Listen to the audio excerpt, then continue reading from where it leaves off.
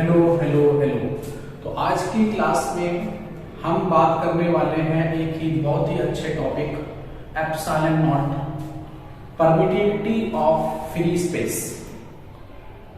इससे पहले लेक्चर 02 में इलेक्ट्रोस्टैटिक्स के वैद्युत स्थितिकी के लेक्चर नंबर 2 में मैंने आपसे बात की है कूलॉम के नियम के बारे में। बेसिकली कूलॉम का नियम क्या है? वो आवेशों के बीच इंटरेक्शन है, आवेशों के बीच लगने वाला एक बल है जिसको हम वैद्युत बल कहते हैं। ठीक है, तो हम इस लेक्चर में ये जानने की कोशिश करेंगे कि जो कूलॉम का नियम है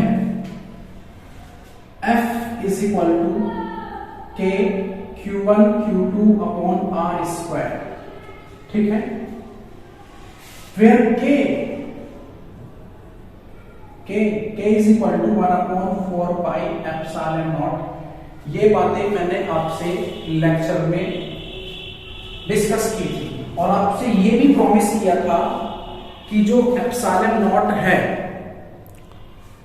वो क्या है। ये मैंने प्रॉमिस कर दिया था आपसे कि एप्सिलॉन नॉट जो है उसको मैं आने वाले लेक्चर 03 में आपसे बहुत ही डिटेल में बात करेंगे इसमें।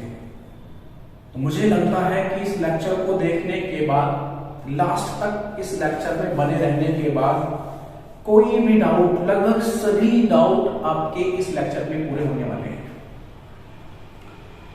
तो hello students, my name is Shahrukh और welcome to my YouTube channel wings of fire by Shahrukh. आप चैनल पे जाएं और टाइप करें, YouTube पे जाएं और टाइप करें wings of fire by Shahrukh, तो आपको सारे लेक्चर वन बाय वन आपको मिलेंगे। लेक्चर 01 इलेक्ट्रोस्टैटिक्स की चल रही है अभी, लेक्चर 01, लेक्चर 02, ये लेक्चर 03 है। इससे पहले मैंने 2 लेक्चर अपलोड कर दिए हैं, प्लेलिस्ट भी बना रखी है, तो आप जाएं और उनको मजे से पढ़ें, अच्छे से पढ़ें और अपने हाथों से नोट्स बनाएं। ठीक है, चलिए तो आज हम बात करते हैं एप्सिलॉन नॉट के बारे में। ये एप्सिलॉन नॉट क्या है? ठीक है, क्या एप्सिलॉन नॉट मीडियम डिपेंडेंट है कि मीडियम के होने से क्या ये इफेक्टिव है? थोड़ा समझने की कोशिश करें। इसके होने से इलेक्ट्रिक फोर्स पर, जो कि कूलॉम ने हमें बताया कि दो आवेशों के बीच लगने वाला इतना इलेक्ट्रिक फोर्स होता है,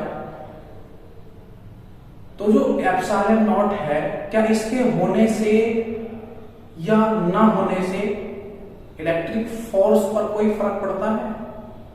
तो ये सारी बातें, इसका यूनिट कितना होता है, इसका वैल्यू कितना होता है, इसका डायमेंशनल फॉर्मूला क्या होता है, विमीय सूत्र क्या होता है, ये सारी तमाम बातें हम इस लेक्चर में डिस्कस करेंगे। ओके, तो स्टार्ट करें। ठीक है, रेडी? चलिए, तो आज का हमारा टॉपिक है ये जानना कि जो एप्सिलॉन नॉट है वो रियल में क्या है। ठीक है, तो पिछले लेक्चर 02 में, इलेक्ट्रोस्टैटिक्स के लेक्चर 02 में मैंने आपसे बात की थी, ठीक है, मैंने आपसे बात की थी कि भाई जो इलेक्ट्रोस्टैटिक्स के जो लेक्चर 02 है उसमें ये बात करी गई थी कि जो एप्सिलॉन नॉट है वो मीडियम डिपेंडेंट है। याद रखिए, मीडियम से कनेक्टेड है इलेक्ट्रिक फोर्स। तो कूलॉम का नियम, अगर हम बात करें कूलॉम के नियम के बारे में, तो वो है F is equal to electric, Fe कह सकते हैं आप। ठीक है, Fe इलेक्ट्रिक फोर्स, ठीक है, K Q1 Q2 अपॉन में R स्क्वायर। ठीक है, ये कूलॉम का नियम होता है। ठीक उसके बारे में अगर हम थोड़ा सा डिटेल पे जाएं तो K क्या है? K है basically 1 upon 4 pi epsilon naught, और K की वैल्यू मैंने आपसे डिस्कस की थी 9 गुना 10 की घात 9। ठीक है, यहां से आप इसका यूनिट भी फाइंड कर सकते हैं। K को यहीं रोक के रखें और R स्क्वायर पे इधर ले जाओगे तो फोर्स का जो यूनिट है वो क्या होता है? न्यूटन। क्या होता है? Newton. Newton metre square newton metre square by coulomb coulomb coulomb square. ठीक है, एक बार मैं चेक कर लेता हूं कि सब ठीक हो रहा है कि सब ठीक आ रहा है क्या।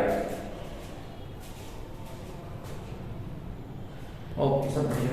ठीक है, तो k इज इक्वल टू है 9 गुना 10 की घात 9 इंटू 10 टू द पावर 9।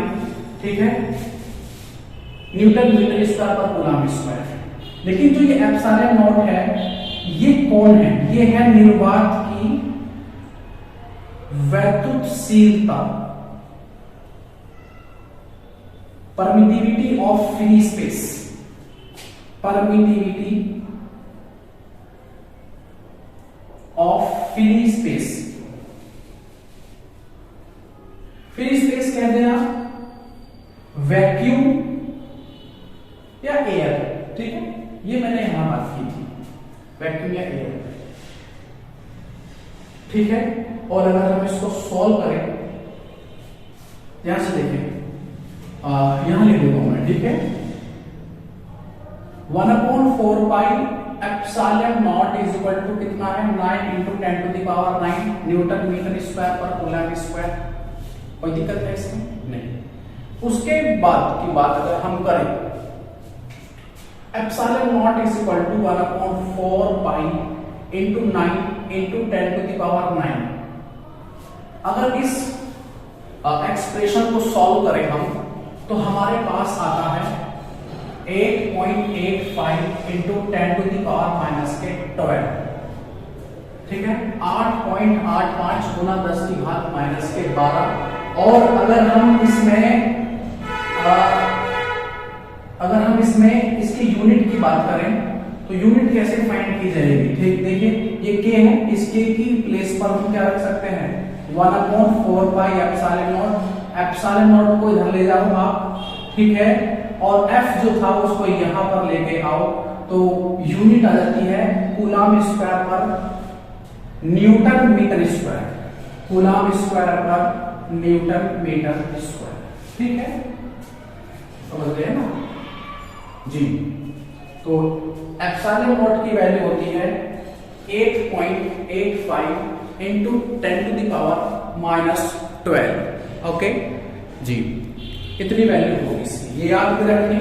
कभी ये बोर्ड की क्लास में इसका सीधा सीधा वैल्यू पूछा जाता है कि एप्सिलॉन नॉट की जो वैल्यू है इन एयर, याद रखें कहां, वैक्यूम या एयर में कूलम का नियम के अंदर जो एप्सिलॉन नॉट यूज हो रहा है वो निर्वात में है इस वक्त, यानी एयर भी निर्वात एक ही बात है,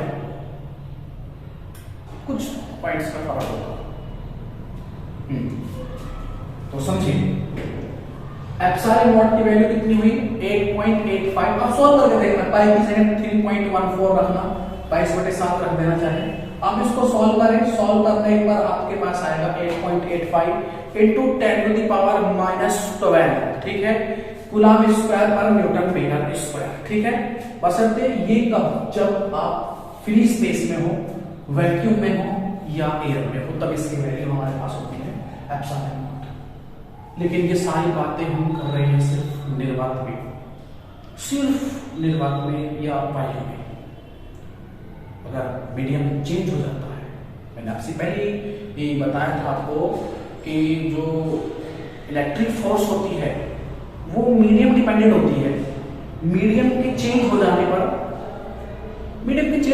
जो इलेक्ट्रिक फोर्स है वो उसमें परिवर्तन, उसमें चेंजिंग होना शुरू हो जाती है। एयर में, वाटर में, ऑयल में, ये सब बातें में जो मीडियम है इनमें इलेक्ट्रिक फोर्स चेंज हो जाती है। लेकिन जो ग्रेविटेशनल फोर्स है, ठीक है, जो ग्रेविटेशनल फोर्स है वो मीडियम डिपेंडेंट नहीं होती है। ठीक है, तो ग्रेविटेशनल फोर्स जो होता है वो मीडियम इंडिपेंडेंट होता है, बट इलेक्ट्रिक फोर्स, वैद्युत बल जो है वो मीडियम डिपेंडेंट है। ठीक है, वो माध्यम पर निर्भर करता है, माध्यम के बदल जाने पर, मीडियम के बदल जाने पर फोर्स बदल जाती है, इलेक्ट्रिक फोर्स बदल जाती है। ठीक है, ये बात समझ आई ना। अब हम बात करते हैं कि जो एप्सिलॉन नॉट है, ये जो एप्सिलॉन है, जब चार्ज को पकड़ेंगे हम उठा करके उनको लेके आए और दूसरे मीडियम के अंदर रख दिया, अब फोर्स कितनी इफेक्टिव होगी ये थोड़ा समझने की कोशिश करेंगे। मैंने अभी आपको इसको स्क्रीनशॉट लिया, वीडियो पॉज करके नोट्स बनाते रहे। मैंने आपसे अभी कहा कि जो स्मॉल के की वैल्यू है कूलॉम के नियम में, वो क्या है 1/4 पाई एप्सिलॉन नॉट। ये है तब जब हम एयर में एफ ए मान लेते हैं, ए और ए आई एयर, ठीक है। के की वैल्यू हो गई इतनी और Q1 Q2 by R square, ठीक है। यहां समझ आती है? तो F air is equal to होगा 1/4 pi epsilon naught Q1 Q2 by R square. इसको हमारा कौन है? ये के है, स्मॉल के। बट अगर हम चार्जेस को, दोनों चार्ज को पकड़े और इनको ऐसे मीडियम में रख दें जहां पर जो वैद्युतशीलता है वो एप्सिलॉन एम हो, एम फॉर मीडियम, जिस भी मीडियम में हम इसको रख रहे हैं, ठीक है। तो वैल्यू क्या हो जाएगी 1/4 pi epsilon naught epsilon M is equal to के मान लेते हैं, कैपिटल के, ठीक है। यानी एफ मीडियम में, जो मीडियम में फोर्स होगी इलेक्ट्रिक फोर्स, वो होगी 1/4 pi epsilon Q1 Q2 by R square. Separation change नहीं किया, जो बीच की दूरी है वही रखी, अस्थिर रही, और जो प्रोडक्ट ऑफ इलेक्ट्रिक चार्ज, जो आवेशों का गुणनफल है, वो भी वही रहा, सिर्फ बदला गया है मीडियम, याद रखिए। वरना इलेक्ट्रिक फोर्स प्रोडक्ट पर डिपेंड करती है, कूलॉम के नियम में हमने पढ़ा है, ठीक है। और सेपरेशन के स्क्वायर पर भी डिपेंड करती है, व्युत्क्रमानुपाती रेसिप्रोकल, उस पर भी डिपेंड करती है। अगर ये दोनों फैक्टर कांस्टेंट रखे जाएं, केवल मीडियम को बदला जाए तो क्या होगा, ठीक है। जैसे जैसे हाँ देखिए ध्यान से एप्सिलॉन नॉट एम रखें, ठीक है, सॉरी। अब जहां ध्यान से देखें, अगर इस एक्सप्रेशन से मैं बात करूं, ये तो कॉमन है, देखिए ये फैक्टर और ये दोनों कॉमन है, समझ रहे हैं ना। जैसे जैसे एप्सिलॉन एम की वैल्यू बढ़ती जाएगी, जैसे जैसे, उसी तरह एफ एम मींस मीडियम में जो इलेक्ट्रिक फोर्स है वो क्या होगी, डिक्रीज होती जाएगी। देखिए ध्यान से, जैसे जैसे ये वैल्यू बढ़ेगी वैसे वैसे ये वैल्यू क्या होती जाएगी, डिक्रीज, कम होती जाएगी। समझ रहे हैं? मैंने अभी आपसे क्या क्या कहा, मैंने आपसे मैंने अभी आपको ये बताया कि जो इलेक्ट्रिक फोर्स है वो मीडियम डिपेंडेंट है, एप्सिलॉन नॉट पर पूरा डिपेंड कर रही है। जितनी ज्यादा एप्सिलॉन नॉट की वैल्यू होगी, एप्सिलॉन की वैल्यू होगी, उतना ही कम इलेक्ट्रिक फोर्स होता चला जाएगा। बोलो, कम होता चला जाएगा। ये परमिटिविटी ऑफ मीडियम है, ठीक है, समझ लेना, permittivity of medium, not fixed space. माध्यम की क्या वैद्युत शीलता, माध्यम की वैद्युत शीलता है, ठीक है। अभी आगे थोड़ी देर बाद मैं आपसे डिस्कस करने वाला हूं एप्सिलॉन नॉट का क्या डायमेंशनल फॉर्मूला। ये डायमेंशनल फॉर्मूला आईआईटी जेई में 2013 में मेन में पूछा गया था, मेंस में। एप्सिलॉन नॉट का डायमेंशनल फॉर्मूला विमेय सूत्र, ठीक है। हम आगे बढ़े, हाँ, तो ये देखिए ध्यान से, सॉल्व कर देता हूं मैं। जैसे जितना एप्सिलॉन एम की वैल्यू बढ़ती जाएगी, उतना ही इलेक्ट्रिक फोर्स इन मीडियम वो क्या होता जाएगा, कम होता चला जाएगा। लेकिन मैक्सिमम इलेक्ट्रिक फोर्स वो भी कितनी मैक्सिमम कहां होती है? इन एयर और वैक्यूम। ठीक है, इलेक्ट्रिक फोर्स की जो सबसे ज्यादा वैल्यू होगी वो एयर में होगी और वैक्यूम मीडियम, वैक्यूम। उनके अलावा हम जितने भी मीडियम को चुनेंगे या जितने भी माध्यम को देखेंगे, सब में वैल्यू ऑफ इलेक्ट्रिक फोर्स कम रहेगी। सबसे ज्यादा कहां होगी? समझने वाली बात है, कहां होगी? वैक्यूम में। क्यों? क्योंकि वैक्यूम में कोई भी मॉलिक्यूल्स नहीं, ठीक है, जिसकी वजह से फोर्स डिक्रीज होती, फोर्स डिक्रीज नहीं होगी। और फ्री स्पेस में जो परमिटिविटी है वो कौन है? परमिटिविटी है मीडियम का स्ट्रेंथ। ठीक है, समझो, मीडियम का स्ट्रेंथ। मीडियम जितना ज्यादा मॉलिक्यूल जितने ज्यादा उसमें फैले होंगे, अणु जितने ज्यादा फैले होंगे, फोर्स उतनी ही कम होती जाएगी। ठीक है जी। अब आगे हम बात करें तो मैंने अभी क्या कहा? इलेक्ट्रिक फोर्स इन वैक्यूम और एयर में ज्यादा होगी। किससे? एयर लेकर अगर हम चले, किससे? एफ एनी मीडियम, किसी भी माध्यम में जो इलेक्ट्रिक फोर्स होगी वो हमेशा जो एयर वाला इलेक्ट्रिक फोर्स है उससे हमेशा कम रहेगी। ये कम रहेगी, ये ज्यादा रहेगी। ठीक है, उसके बाद अगर हम परमिटिविटी के अकॉर्डिंग देखें, मैंने अभी आपसे क्या कहा? मैंने अभी आपको ये बताया कि जो एयर में फोर्स है, इलेक्ट्रिक फोर्स, थोड़ा ध्यान से समझने की कोशिश करते हैं, फिर दोबारा सकते हैं। फील्ड में एयर में जो इलेक्ट्रिक फोर्स है वो हमेशा ऑलवेज, मीडियम में जो भी फोर्स होगी, एयर के अलावा जो भी मीडियम होगा उसमें जो फोर्स होगी वो हमेशा कम रहेगी और एयर वाले फोर्स ज्यादा रहेगी। जब एयर वाले फोर्स ज्यादा रहेगी, ये कम रहेगी। ये कम कब है? सोचने वाली बात है। ये कम है, एफ मीडियम ये कम है। ये कम कब है? जब एप्सिलॉन एम की वैल्यू ज्यादा है। किससे? Epsilon M greater than epsilon naught. ये कम है इसीलिए ज्यादा है। रेसिप्रोकल अभी क्या? F air is equal to 1/4 pi epsilon naught Q1 Q2 by R square.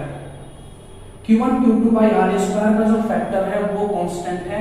Medium आप चाहे कितना भी चेंज कर लो। ठीक है, मैंने क्या कहा?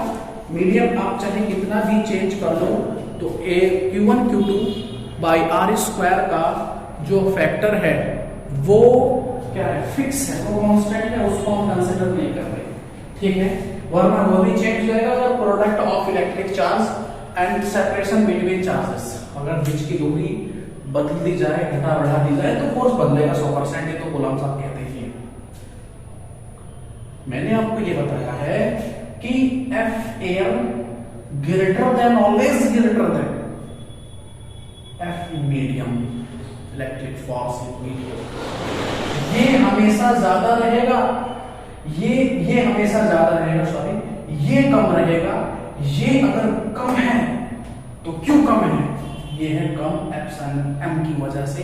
तो क्या मीनिंग निकल के आता है कि एप्सिलॉन एम की वैल्यू ज्यादा है, जिसकी वजह से electric force in any medium, किसको लीव करके, किसको छोड़ करके? वैक्यूम। ये ज्यादा, एप्सिलॉन नॉट की वैल्यू ज्यादा है, एफ मीडियम कम है। ये अगर कम है तो ये ज्यादा है, जब ये ज्यादा है तो ये कम होगा, और जब ये कम है ये ज्यादा है, और ये ज्यादा है तो ये कम हो जाएगा। रेसिप्रोकल समझने की कोशिश करें। ये अगर अधिक है तो ये कम हो जाएगा, और अगर ये ज्यादा है तो ये क्या हो जाएगा? कम।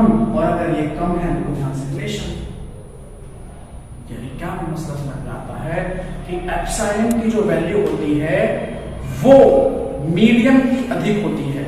एयर में कम होती है, एयर में कम होती है। समझ रहे मेरी बात? फील लेने की कोशिश करते हैं, समझ रहे ना?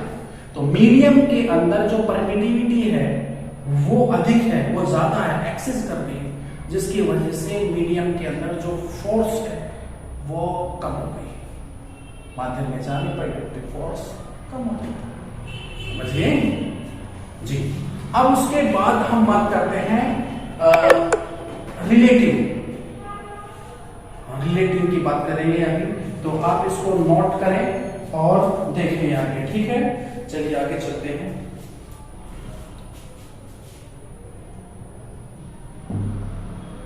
चलिए अब क्या है ये जी, रिलेटिव परमिटिविटी क्या होगा थोड़ा सा समझने की कोशिश करते हैं, ठीक है? मजा आ रहा है ना लेक्चर में? ठीक है, आगे बढ़ते हैं। ठीक है, देखिए इसे मिटा देता हूं मैं।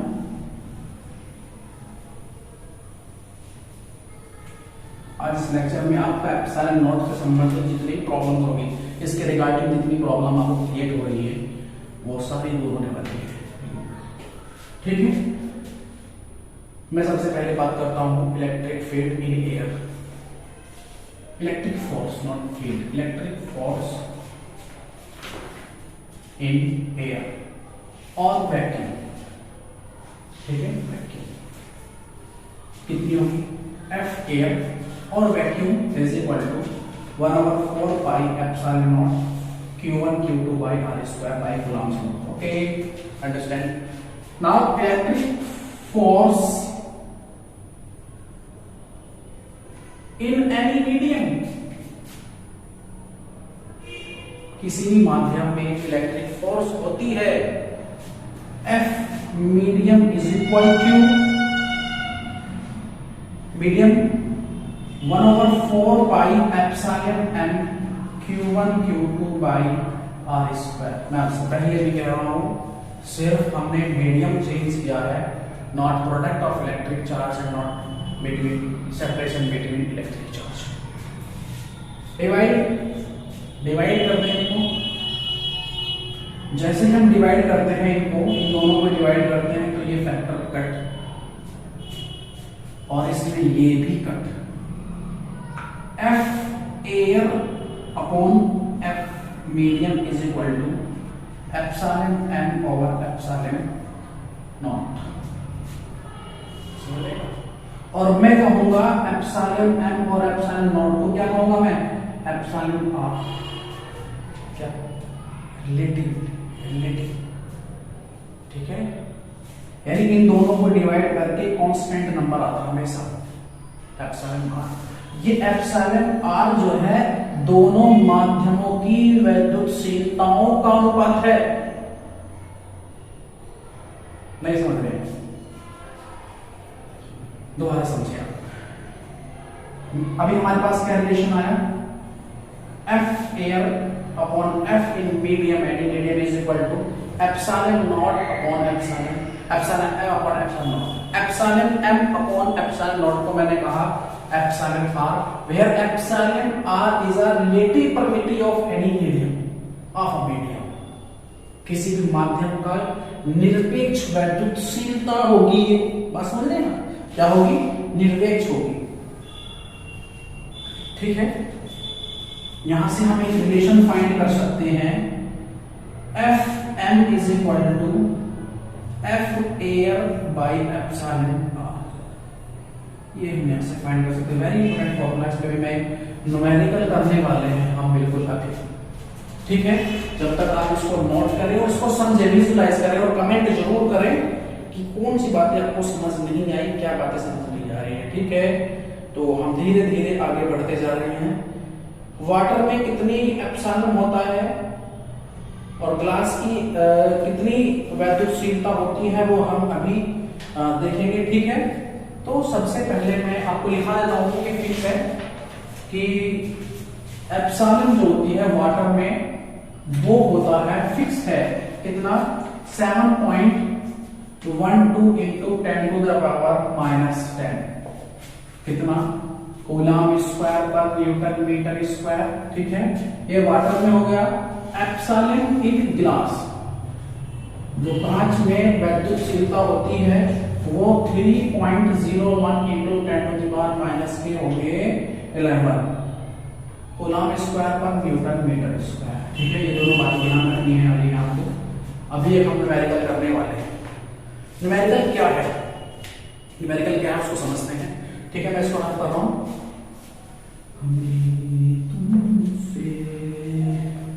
ठीक है, आगे चलते हैं। अब क्या करना है, क्वेश्चन ये है कि एक सिस्टम ऑफ चार्ज है मेरे पास, दो चार्ज है मेरे पास, इनको नोट कर लो, मैं मिटा रहा हूं। ठीक है, इनको कहां ढूंढ रही है, चलो ठीक है। क्वेश्चन क्या है, क्वेश्चन ये है, अच्छा पहले क्वेश्चन से पहले मुझे आपको एक बात और बताई थी, जो आईआईटी में जेईई में 2013 में क्वेश्चन आया कि फाइंड या चार क्वेश्चन दिए गए हैं आपको इसमें। डायमेंशनल फॉर्मूला, मैं बार बार भूल जाता हूं इसको, dimensional formula of epsilon not. आप एक बात जानते हैं बहुत अच्छी तरह से, F is equal to 1/4 pi epsilon naught Q1 Q2 upon में डिस्टेंस स्क्वायर।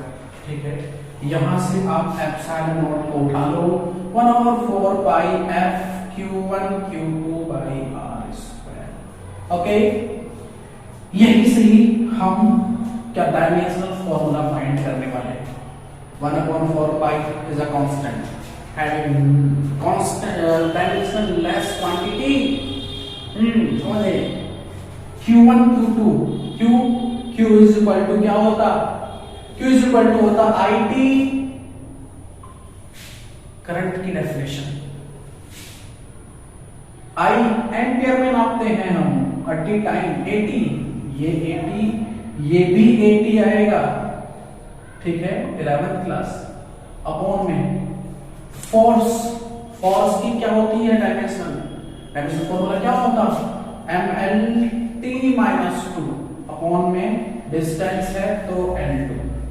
आप इसको सब को इकट्ठा कर लो, एक सेकंड, आने वाला है m-1 हमें -1, L3 ऊपर जाकर के -3, T ऊपर माइनस में, दो ऊपर माइनस में, ये भी जाकर के प्लस में, सॉरी ऊपर दोनों T प्लस में है, ये भी ऊपर जाकर प्लस में, तो T4 और A दोनों प्लस में, तो A2 ओके, m-1 L-3 में चेक कर लेता एक बार, m-1 L-3 T4 A2 okay. ये है dimensional formula of permittivity of free space. Okay, समझ गए, इसको नोट करें, आगे बढ़ते हैं। क्वेश्चन क्या है, क्वेश्चन को समझिए। क्वेश्चन आपकी बार ये है, रख रहा हूं, ठीक, इसको नोट करें और रजिस्टर में अच्छी तरह से नोट्स बनाते रहे, मजे लेते रहे आप फिजिक्स में। ठीक है, बिलीव करें अच्छी तरह समझ में आएगी, इधर के ना भागे, ये भागने वाला सब्जेक्ट नहीं है। ठीक है, चलिए अब क्वेश्चन क्या है, क्वेश्चन ये है कि एक सिस्टम है मेरे पास Q1 Q2, दो चार्ज है मेरे पास, एक दूसरे से स्मॉल डिस्टेंस पर रखे हुए हैं। ठीक है, ठीक, और जो कि वैक्यूम में है, वैक्यूम में है, तो मैंने कहा F0 नॉट कह दिया, फोर्स इन एयर और वैक्यूम, उस टाइम क्या होगा 1/4 pi epsilon naught Q1 Q2 by d square by Coulomb's law equation. फास्ट लेट कर देते हैं, आगे केस बदलेगा, ये पहले मीडियम की बात हो गई है, समझ आ रहा है। अब क्या कह रहा है कि मीडियम को चेंज करते ही मीडियम चेंज हो गया, उठाकर हमने इसको कहीं और रख दिया दूसरे मीडियम में, तो जो force I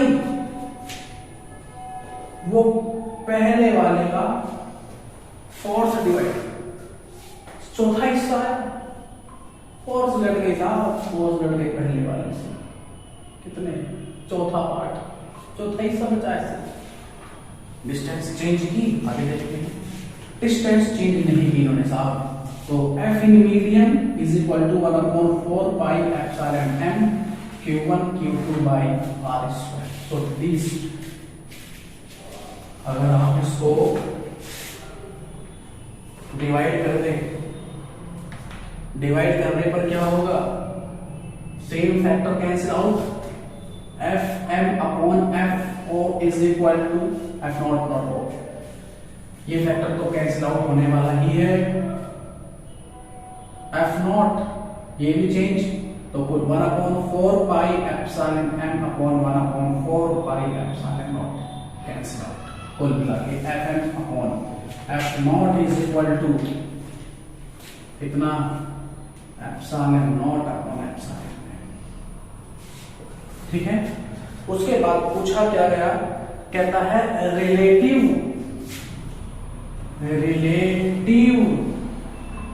permittivity of medium, ठीक है।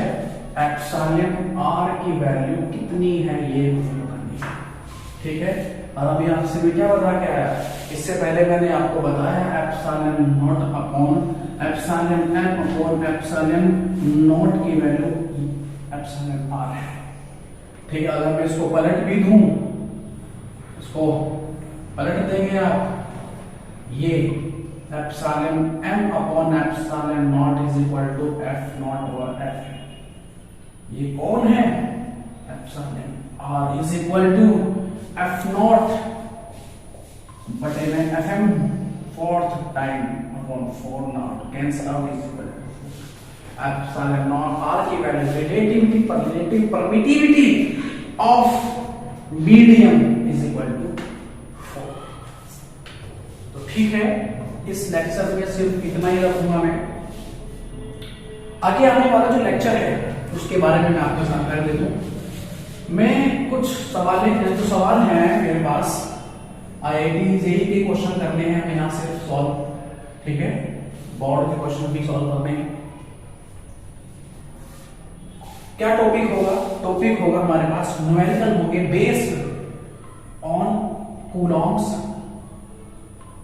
लॉ, और जो कि आईआईटी और जेईई में और नीट के लिए वेरी हेल्पफुल, बहुत मजा आने वाला लेक्चर के अंदर। क्या कहने इस लेक्चर के, बहुत ही अच्छे न्यूमेरिकल हम आने वाले लेक्चर के अंदर, तो लेक्चर 04 होगा, लेक्चर 03 था, छोटा सा लेक्चर था। मुझे सिर्फ ये समझाना था कि एप्सिलॉन नॉट कैसे वर्क करता है। मैंने आपको इसकी वैल्यू बता दी है, मैंने आपको इसका डायमेंशन फॉर्मूला बता दिया है, मैंने आपको इसकी यूनिट बता दी है, एयर में भी और किसी भी मीडियम में भी, ये मैंने आपको डिस्कस कर दिया, ठीक है।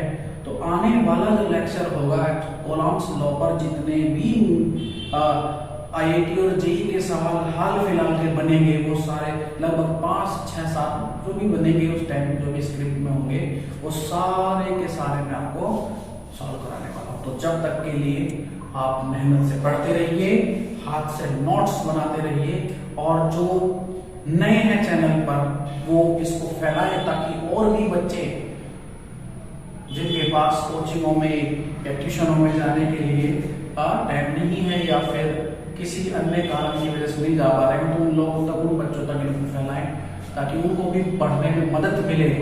और इस चैनल को सब्सक्राइब करें, आगे तक बच्चों में फैलाएं, ठीक है। तब तक के लिए आप पढ़ते रहिए। All the very best.